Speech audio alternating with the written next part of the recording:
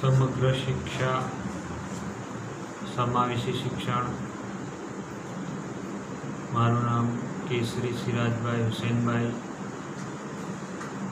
વિશિષ્ટ શિક્ષક, ગોધરા બ્લોક પંચમહાલ। મારો આજનો વિષય છે રિસોર્સ રૂમ અને શાળામાં એલવી બાળકોની બેઠક વ્યવસ્થા અને શિક્ષણ। તો મિત્રો, આજે આપણે જોઈશું રિસોર્સ રૂમ વિશે અને તેમાં શાળામાં જે એલવી એટલે કે લો વિઝનવાળા જે બાળકો છે તેમની બેઠક વ્યવસ્થા અને શિક્ષણ। મિત્રો, આ દિવ્યાંગ બાળકો એક વિશેષ બાળકો છે અને તેમને શિક્ષણમાં વિશેષ સાધનોની જરૂર પડે છે। તેમને શિક્ષણમાં અલગ અલગ પ્રકારના વિવિધ સાધનોની જરૂર પડે છે, જેનાથી આવા બાળકોની શૈક્ષણિક વિકાસ થઈ શકે અને એમની સંકલ્પના વિકસાવી શકાય। મિત્રો, આપણે રિસોર્સ રૂમ વિશે વાત કરીશું। રિસોર્સ રૂમ એટલે આપણે જોઈએ કે શાળામાં આવા દિવ્યાંગ વિદ્યાર્થીઓને સામાન્ય બાળકો સાથે તો શિક્ષણ આપવામાં આવે જ છે, પરંતુ કેટલીક એવી બાબતો છે જે આ બાળકોને સામાન્ય શાળામાં શીખી શકતા નથી। તેમના માટે વિશિષ્ટ સાધનોની જરૂર પડે છે। એટલા માટે આ રિસોર્સ રૂમની જરૂરિયાત જણાય છે કે આવા દિવ્યાંગ બાળકોને એક અલગ જ જગ્યાએ એમના સાધનોથી સજ્જ જગ્યાએ એમને શિક્ષણ આપવામાં આવે તો એમનો સર્વાંગી વિકાસ થઈ શકે છે।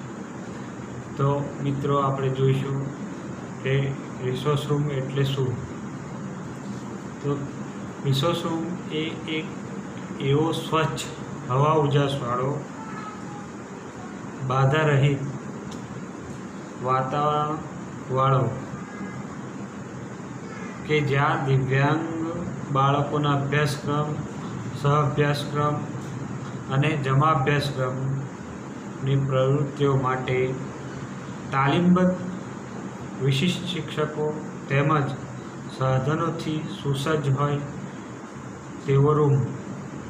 બીજી રીતે કહીએ તો દિવ્યાંગ બાળકોના સર્વાંગી વિકાસમાં ઉપયોગી એવા વિશિષ્ટ સાધનો અને વિકાસને વેગ મળે એવી પ્રવૃત્તિઓથી ધમધમતો રૂમ એટલે રિસોર્સ રૂમ। મિત્રો, આપણે જોયું કે રિસોર્સ રૂમ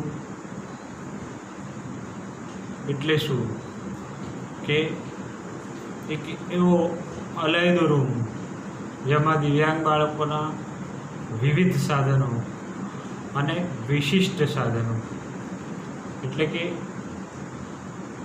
ધારો કે આપણે વીઆઈ બાળક છે જે બિલકુલ સંપૂર્ણ દ્રષ્ટિ ક્ષતિ ધરાવે છે, આવા બાળકો માટે વિશેષ સાધનોની જરૂર પડે, જેમ કે એમના નકશાની સંકલ્પના દ્રઢ કરવી હોય તો ચાર્ટ નકશા દોરીથી ઉપસાવેલા, દોરી ચોંટાડેલી હોય એવા કે ટપકા પાડેલા એવા નકશા જે ઉપસાવેલા હોય કે જેનાથી આ દ્રષ્ટિ ક્ષતિવાળા બાળકો સ્પર્શ દ્વારા એની સંકલ્પના સંકલ્પના સિદ્ધ કરી શકે માટે એવા વિશેષ સાધનો આ રિસોર્સ રૂમમાં હોય. હવે કે રૂમ હવા ઉજાસવાળો અને પ્રકાશમય કે બારીઓ હોય અને બહારથી પ્રકાશ અજવાળું આવતું હોય એવો રૂમ હોવો જોઈએ. કેમ કે એ લો વિઝનવાળા બાળકો માટે પ્રકાશની જરૂર પડે છે કે હવા ઉજાસવાળો અને પ્રકાશ અજવાળાવાળો રૂમ હોય તો આવા બાળકો જે લો વિઝનવાળા બાળકો છે તે લાર્જ પ્રિન્ટવાળા પુસ્તકો વાંચી શકે, મોટા અક્ષરે લખી શકે કે જોઈ શકે. તો એટલા માટે ઉજાસવાળો રૂમ હોવો જોઈએ. અને આમાં બાળકોને બેસવા માટેની એક યોગ્ય બેઠક કે આગળ લો વિઝનવાળા બાળકો, સાઈડમાં દ્રષ્ટિ ક્ષતિવાળા બાળકો, આ રીતના એક એવી બેઠક વ્યવસ્થા હોવી જોઈએ. દિવ્યાંગ બાળકોના સર્વાંગી વિકાસ માટે આ વિશેષ સાધનોની ખૂબ જરૂર જણાય છે. જો દ્રષ્ટિ ક્ષતિવાળા દિવ્યાંગ બાળકો હોય તો એમને જે વસ્તુ સ્પર્શ દ્વારા, જેમ કે વાઘ છે, હવે વાઘ તો એને આપણે એના સ્પર્શથી વાઘ બતાવી શકાય નહીં. માટે એના મોડ્યુલ, જે વાઘનું મોડ્યુલ હોય એના દ્વારા એને વાઘની સંકલ્પના સિદ્ધ કરી શકાય કે વાઘને આ રીતે કાન હોય, આ રીતે મોઢું હોય, આ રીતે પગ હોય. તો વિશિષ્ટ સાધનો, અલગ અલગ પ્રકારના મોડ્યુલ, અલગ અલગ પ્રકારના ચાર્ટ, બ્રેલ, બ્લાઇન્ડ વ્યક્તિઓ છે તો એમના માટે બ્રેલ કિટ, બ્રેલ પાટી, ઓડિયો સીડી, આ વિશેષ સાધનોથી સજ્જ રૂમ હોવો જોઈએ. હવે વાત કરીએ આપણે કે આ રિસોર્સ રૂમ ક્યાં હોવો જોઈએ. તો રિસોર્સ રૂમ એવી જગ્યાએ કે એક ક્લસ્ટર છે, એને સેન્ટરમાં કોઈ શાળા હોય તો ત્યાં હોય તો બધા દિવ્યાંગ બાળકો, આજુબાજુની શાળાના દિવ્યાંગ બાળકો સહેલાઈથી પહોંચી શકે, એમને ખૂબ દૂર પણ ના પડે. માટે સેન્ટરમાં હોય તો વધુ સારું. અને એ એવી સ્કૂલમાં હોય કે જ્યાં દિવ્યાંગ બાળકો વધારે હોય.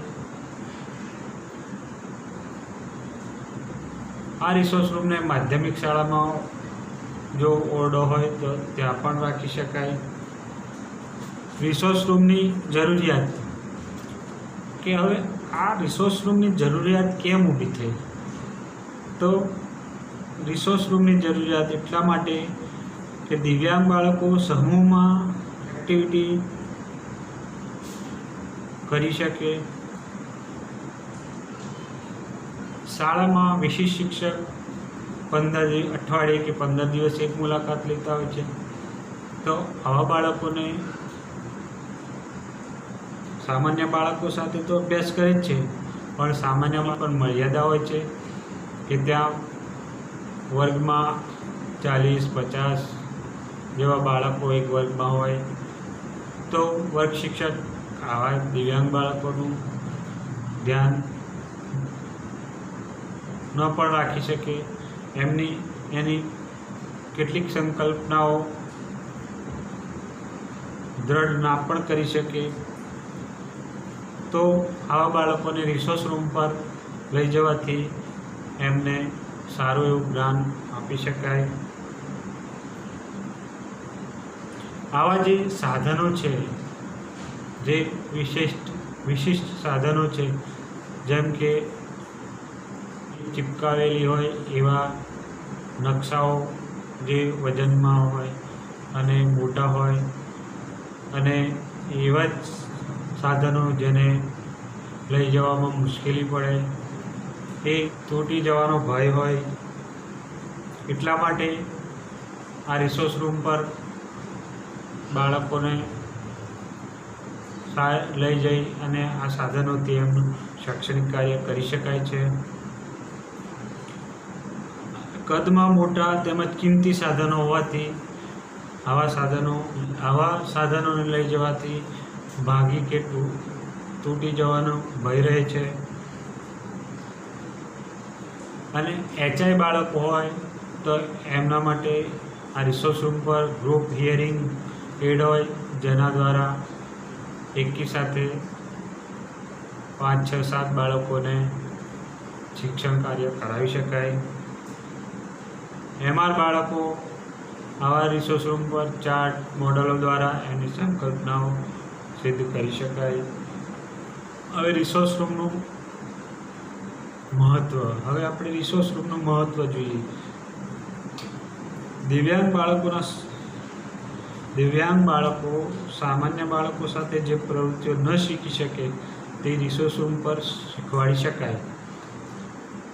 જો દિવ્યાંગ બાળકો સામાન્ય બાળકો સાથે જે પ્રવૃત્તિઓ ન શીખી શકે તે પ્રવૃત્તિઓને આપણે રિસોર્સ રૂમ પર શીખવાડી શકીએ. રિસોર્સ રૂમ પર કોઈપણ પ્રવૃત્તિઓને પ્રત્યક્ષ કરાવી શકાય છે. પોતાના જેવી દિવ્યાંગતાવાળા બાળકો સાથે મળી વિદ્યાર્થીઓનું આદાન પ્રદાન કરે, કે આવા રિસોર્સ રૂમ પર આવા બાળકો, દિવ્યાંગ બાળકો એક જ કેટેગરીના મળે તો પોતાના વિચારોનું આદાન પ્રદાન કરી શકે. HI બાળકો ભેગા મળી સાઇન લેંગ્વેજથી પણ એકબીજાને પોતાની અભિવ્યક્તિ વ્યક્ત કરી શકે. વિવિધ સહઅભ્યાસ પ્રવૃત્તિઓ કરવામાં આવે, તેમાં સહઅભ્યાસ પ્રવૃત્તિઓથી આવા બાળકોનો સર્વાંગી વિકાસ થઈ શકે. વાલીઓ સાથે આવતા હોવાથી તેઓ પણ કે મારું બાળક એકલું જ દિવ્યાંગ નથી, પણ આવા કેટલાય બાળકો દિવ્યાંગ બાળકો છે જે અભ્યાસ કરે છે, તો એમને એમનો ઉત્સાહ વધારી શકાય, એમને પ્રોત્સાહિત કરી શકાય. ચિત્રો, કલા, રમતગમત, વાણી, ભાષા વિકાસ વગેરે રમત કરાવી શકાય. સામૂહિક પ્રવૃત્તિઓમાં ભાગ લેવડાવી શકાય. દિવ્યાંગ બાળકોમાં સહકારની ભાવના કેળવાય. વાર્ષિક ઉત્સવ ઉજવી શકાય. વિશિષ્ટ શિક્ષકો દ્વારા પોતપોતાની ક્ષમતા મુજબ એક્ટિવિટી કરાવી શકાય. રિસોર્સ રૂમ ઉપર આવવાની એક ગામથી બીજે ગામ જવાથી તેમના આત્મવિશ્વાસમાં વધારો કરાવી શકાય. હવે